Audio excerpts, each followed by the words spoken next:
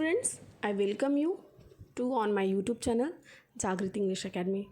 Today we are going to catch the second part of the chapter Nelson Mandela, A Long Walk to Freedom. Let's ahead with the lines. A few moments later, we all lifted our eyes in awe as a spectacular array of South African helicopter jets and troops carriers rode in perfect formation over a union building. वो कहते हैं कि थोड़ी ही देर बाद हम सभी ने अपनी जो आईज़ थी वो एक बहुत ही आश्चर्य से ऊपर की और देखा हमने, और ये एक बहुत ही खूबसूरत नज़ारा था। और जो भी साउथ अफ्रीका के जो भी जेट्स थे, हेलीकॉप्टर्स थे, वो सभी आसमान में उड़ रहे थे और एक नई डेमोक्रेटिक कंट्री को एक सलामी दे रहे थे। वो सब कुछ इतना अद्भुत था, इतना प्रशंसनीय था कि उसे देख के सभी को बहुत अच्छा फील हो रहा था। It was not only a display of pinpoint precision and military force, but a demonstration of the military's loyalty to the democracy to a new government that had been freely and fairly elected. फिर वो बताते हैं कि सिर्फ एक pin point display ही नहीं था, वो एक प्रकार का सलामी था, एक प्रकार का रुतबा था जो मिलिट्री फोर्स उन्हें दिखा रही थी, और ये देखने में बहुत ज़्यादा खूबसूरत लग रहा था। और यहाँ पे जो मिलिट्री फोर्स थी वो अपने नए गवर्नमेंट को सलामी कर रही थी और उनके प्रति अपनी जो लॉयल्टी है, जो हार्डवर्क है, जो ड्यूटी है, उसको वो बता रही थी। और सभी लोग, ये जो न्यू गवर्नमेंट बनी थी, डेमोक्रेटिक गवर्नमेंट बनी थी, उससे सब लोग बहुत खुश थे, और वो फेयरली यानी बिना किसी भेदभाव के या फिर बिना किसी दबाव के बनी थी, इसलिए सभी लोग उसके लिए अपनी लॉयल्टी को यहाँ पे जता रहे थे, जो कि देखने में एक बहुत ही अद्भुत नज़ारा था। The only moment before the highest journal of the South African Defence Force and police, their cheers badged with ribbons and medals from days gone by salute me and placed.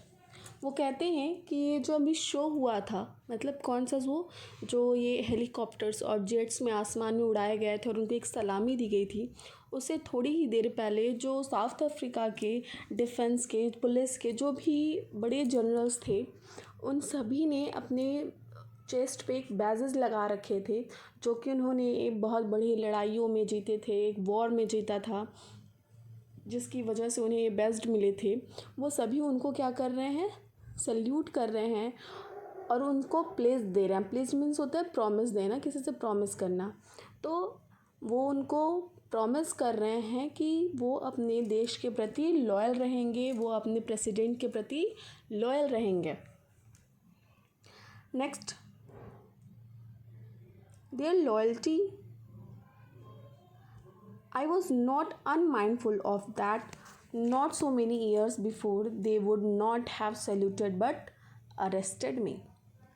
फिर वो यहाँ पे कहते हैं कि I was not unmindful. Unmindful का मतलब होता है कॉन्शस, मतलब अवेयर ऑफ। मतलब वो कहते हैं कि वो बहुत ज़्यादा समय नहीं बीता है इस बात को, आज भी मुझे वो बात बहुत अच्छे से याद है जब यही जनरल्स, यही पुलिस फोर्स मुझे अरेस्ट करने आते थे। क्योंकि वो क्या करते थे, वो फाइट करते थे जो अपार्थीज थे उनके खिलाफ, इसीलिए वो उनको क्या करते थे, अरेस्ट करते थे, और आज वो मुझे यहाँ सैल्यूट कर रहे हैं। A chevron of Impala jets left a smoke trail on the black, red, green, blue and gold of the new South African flag. वो बताते हैं कि लास्ट में जो हुआ, वो इम्पाला जेट्स ने अपने जेट्स से साउथ अफ्रीका का जो फ्लैग था, उस फ्लैग का एक डिज़ाइन बनाया जो कि जिगजैग स्टाइल में वी के रूप में था। सेवरॉन मीन्स होता है जब हम कोई भी पैटर्न बनाते हैं in V style, that is called chevron. तो जो red, blue, green, black and gold colour था, वो सभी साउथ अफ्रीका के फ्लैग में आपको देखने को मिलेगा। The day was symbolized for me by the playing of the two national anthem and the Vision's Whites singing cautiously ई Africa and black singing Die Stem the old anthem of the Republic.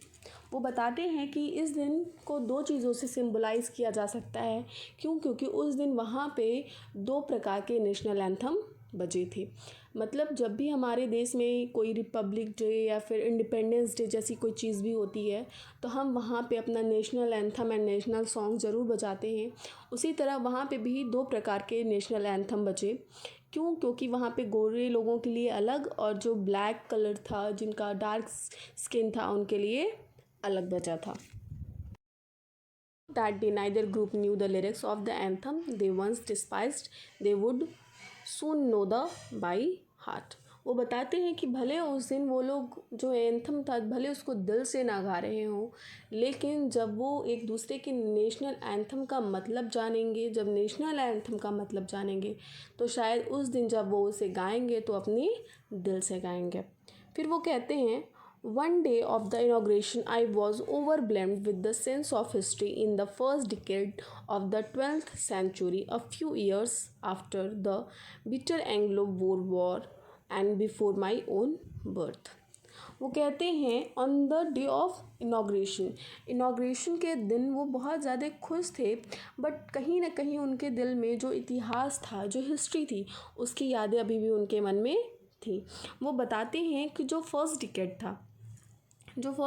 था वो लगभग 1900 से 1910 के बीच में था। वो बताते हैं कि जो फर्स्ट डिकेड था 28th सेंचुरी का, उसके कुछ साल बाद ही जो एक वॉर हुई थी, वो वॉर हुई थी इंग्लिश के बीच में और अफ्रीकन्स के बीच में, और उसके बाद ही, और उनका जन्म उस वक्त नहीं हुआ था, और शायद उसके बाद ही ये जो रेशियल डिस्क्रिमिनेशन था कलर्स को लेके वो पैदा हुआ था। उसके बाद ही गोरे लोगों ने साउथ अफ्रीकन्स पे क्या किया, दबाव बनाना शुरू किया, उनको डिस्क्रिमिनेट किया, उनको डोमिनेट किया, और उनसे उनके जो राइट्स थे उनसे वो छीन लिया। Structure they created form the basis on off the hardest most inhuman societies the world has ever known. वो कहते हैं कि जो उस समय का स्ट्रक्चर था या फिर जिसे बनाया गया था ब्लैक और स्किन कलर को डोमिनेट करने के लिए, वो बहुत ही ज़्यादा इनह्यूमन था और जो समाज से बिल्कुल परे था और समाज में बिल्कुल भी रहने योग्य नहीं था। और शायद वही समय था जिसे सबसे ज़्यादा हार्डेस्ट समय माना गया था। फिर वो कहते हैं, now in the last decade of the 28th century and my own 8 decades as a man, the system has been overturned forever and replaced by one that recognizes the rights and the freedom of all people regardless of the color of their skin।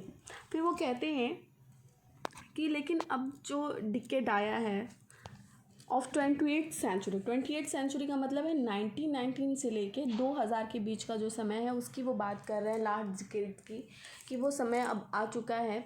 और वो खुद अपनी 8 decades में, 8 decades का मतलब होता है 80s की उम्र में, मतलब वो 80 साल के हैं। और ये जो अपार्थाइड का नियम था ब्लैक कलर के लोगों के लोग डोमिनेट करने का, वो अब ख़त्म हो चुका है। और वो फिर बताते हैं कि वो पूरी तरह ख़त्म हो चुका है और सभी को अब फ्रीडम मिल गई है। मतलब ब्लैक और वाइट के बीच में अब किसी भी प्रकार का कोई भी भेदभाव नहीं रहेगा, सभी के पास अपने अपने राइट्स हैं और सभी लोग अब आज़ाद हैं। वो जैसे चाहें अपनी ज़िंदगी में वैसे रह सकते हैं। अब उन्हें किसी भी प्रकार की डिस्क्रिमिनेशन का सामना नहीं करना पड़ेगा, ना कलर को लेके और ना ही अपने राइट्स को लेकर के।